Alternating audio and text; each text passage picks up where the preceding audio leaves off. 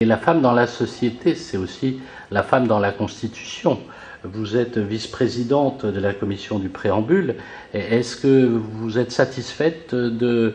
il y a eu quand même quelques divergences sur la situation de la femme dans la Constitution. Où ça en est? Quelle est votre position actuellement sur ce domaine? Au niveau des droits de la femme, à chaque évaluation au niveau de la Constitution, pas seulement au niveau du préambule, même au niveau du chapitre droits et libertés, d'abord nous avons été choqués par la première proposition de la complémentarité. Et nous avons été, moi personnellement même, j'étais dans les médias pour s'opposer à cela et bien entendu, donc il y a eu quand même des améliorations, mais que je considère encore en deçà des attentes de la femme tunisienne. D'ailleurs, on a organisé il y a une semaine une conférence de presse. J'ai organisé avec le parti Takatol une conférence de presse où j'ai présenté notre évaluation de la Constitution. Et parmi les points que je considère encore à améliorer, à faire évoluer, c'est bien l'article sur la femme. Ce qui existe dans la Constitution aujourd'hui, c'est d'abord une référence à l'égalité, mais qui est une égalité entre citoyens et citoyennes. Nous ne mentionnons pas d'une manière claire l'égalité homme-femme. C'est impliqué, c'est implicite au fait l'égalité homme-femme, mais nous souhaitons pas mettre en place de l'implicite dans notre Constitution. Nous souhaitons une référence claire. Et puis, ce qui manque aujourd'hui, donc d'accord, il y a l'égalité des chances, il y a une référence à l'égalité des chances dans la Constitution actuelle, dans la version actuelle, il y a une référence à donc la violence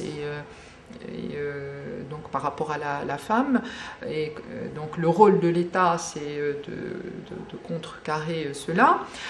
Tout ça, c'est positif, mais on aurait aimé aussi, à part la référence à l'égalité, une référence à la parité. C'est-à-dire que nous ne souhaitons pas à ce qu'à chaque loi électorale, à chaque instance, qu'on fasse un combat pour qu'il y ait la parité. Nous souhaitons une fois pour toutes, que ce soit une règle constitutionnelle et que l'État au moins respecte, au moins qu'il y ait un engagement de moyens à ce qu'on essaye de mettre en place des institutions paritaires, justement, pas seulement au niveau du corps législatif, mais également dans les institutions économiques et autres de l'État.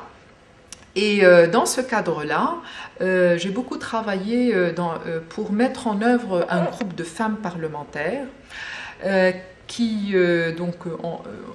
mon objectif était que ce groupe de femmes parlementaires adopte un article sur la femme.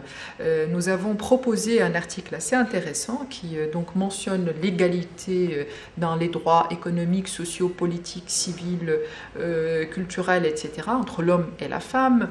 Un article qui statue sur la parité en tant que l'État doit mettre en œuvre un contexte paritaire dans les institutions, et ceci, donc c'est un article, c'est un groupe d'articles qui aujourd'hui a été est sur la table, je dirais, de ce groupe de femmes, et mon ambition, c'est que ce groupe soit complètement adopté. Je pense qu'il y a de fortes chances. Les réactions sont très positives par rapport à cela. Au contraire, c'est d'ailleurs une proposition d'une vingtaine de députés de tous bords, même et c'est important que aujourd'hui, et j'espère qu'il sera adopté en plénière, et comme ça on aurait été, je dirais, jusqu'au bout par rapport à ce combat-là. Ce qui me dérange dans la Constitution par rapport à la femme, ce n'est pas... ce qui me dérangerait réellement, c'est l'article sur la famille, qui mentionne que l'État doit garantir la cohésion de la famille. Et ça, peut-être, donc, il pourrait y avoir des interprétations de revues, de révisions, parce que peut faire l'État finalement pour renforcer la cohésion de la famille? Est-ce qu'on ne rentre pas dans l'état civil et dans le code du statut personnel, le code de statut personnel qui est clair là-dessus. Et donc je pense que pour éviter tout cela, il faudrait aujourd'hui mentionner aussi dans la Constitution que tout ce qui est dans le code du statut personnel doit être conservé. Et si on le touche, ça serait vers une évolution des acquis et non pas une régression. Il y a quelque chose qui mentionne cela dans l'article, le fameux 136, mais je pense que par rapport à la femme, il faudrait avoir une mention claire par rapport au code de statut personnel qui quand même régule les aspects, il met en place le cadre législatif justement pour le code de la famille et la femme dans la société.